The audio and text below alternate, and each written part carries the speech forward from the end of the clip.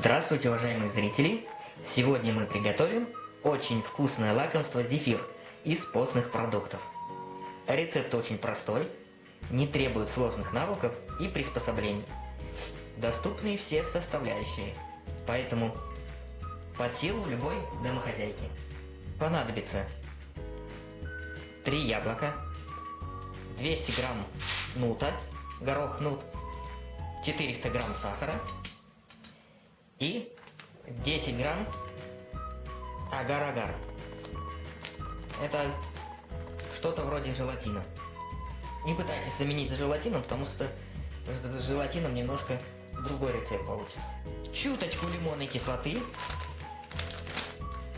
и ванильный сахар. Приступим. Горох нужно тщательно промыть. Итак, горох мы промыли. Теперь берем кастрюльку, насыпаем туда наш нут и заливаем водичкой. Примерно 2 стакана. Ставим на огонь и будем варить примерно час-полтора. Вот нут варится. Вода уже почти вся выпарилась. Там немножко есть. Пока он варится, займемся яблоками. Почистим у яблок кожуру. Яблоки желательно брать кислые сорта. Если же нету, можно взять любые, какие у вас есть.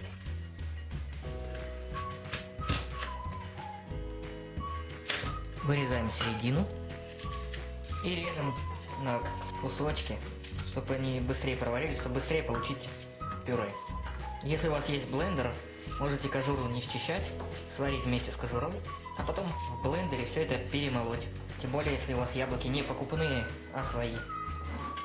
Вот такие у нас яблочки получились. Ставим их варить.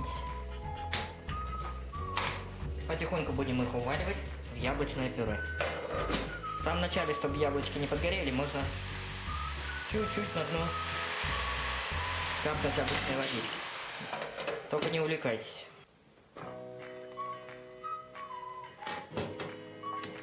Вот яблоки чуть размягчились. Теперь добавим туда сахар. Всего потребуется нам на рецепт 400 граммов, то есть половина мы сыпем в яблоки. 200 грамм у нас уйдет в яблоки. Перемешиваем и вывариваем дальше. Тем самым посмотрим, что у нас с нутом. Нут сварился. И надо просто-напросто нам слить. Должно получиться чуть меньше полстакана. Вот это вот нам и понадобится для рецепта. Это заменит нам яичный белок. С вареного нута мы сделаем потом котлетки, постные котлеты.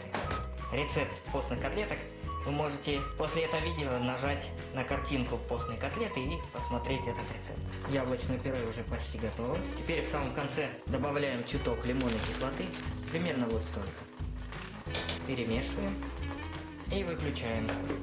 Но наше яблочное пюре должно охладиться. Зефир будем делать только на холодном пюре. Наше пюре остыло, стало совсем холодное. Вот такой консистенции получилось примерно. Если у вас же есть желание, можете протереть через сито его. Ну, я это делать не буду. Теперь перекладываем в какую-нибудь емкость, в которой будем взбивать это все дело. Наше яблочное пюре перекладываем. И теперь осталось нам сварить сироп. Чтобы сварить сироп, мы берем оставшийся сахар 200 грамм. То есть 200 мы положили в яблочное пюре, 200 оставили для сиропа. Кладем ванильный сахар сразу. И добавляем агар-агар. Тоже туда сыпем. Замачивать его не нужно. Так, и еще добавляем примерно грамм 50-70 водички. Ставим на огонь. Периодически помешивая, будем варить сироп. Пока варится сироп, в это время начнем взбивать нашу зефирную массу. Добавляем нашу уваренную жидкость после нута. И миксером, самым обычным миксером, начинаем взбивать. Вот такая белая масса у нас получается с яблочным пюре. Одновременно варится сироп. Вот смотрите, он уже закипать начинает. После того, как начал закипать, еще минут 5-7 он должен повариться. Почему надо одновременно варить сироп и мешать? Потому что сироп должен быть горячий, а масса не должна осесть, она должна быть воздушная. Поэтому взбиваем и помешиваем сироп одновременно. Вот сироп уже сварился почти. Вот смотрите, как он Смотрите, как он тянется. Теперь мы наш сироп будем вливать, одновременно взбивая.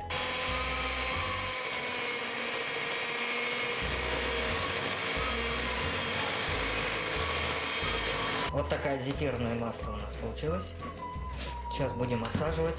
Отсаживать будем при помощи обычного пакета. Только не берите совсем тонкие. Найдите какой-нибудь попрочнее. Отрезаем ему ножницами уголок. Берем какую-нибудь емкость, кладем туда наш пакет.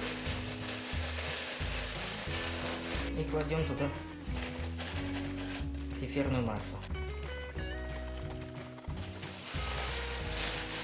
Предварительно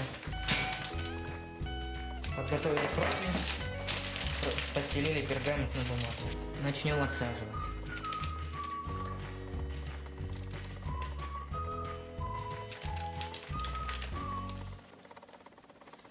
Вот такие зефиринки у нас получились.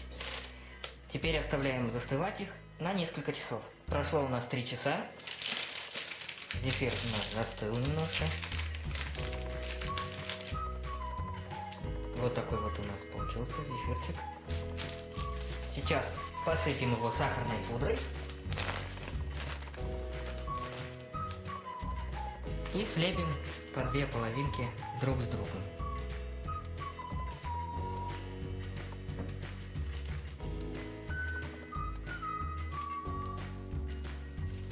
Вот такие вкусные постные зефирчики у нас получились. Приятного всем аппетита!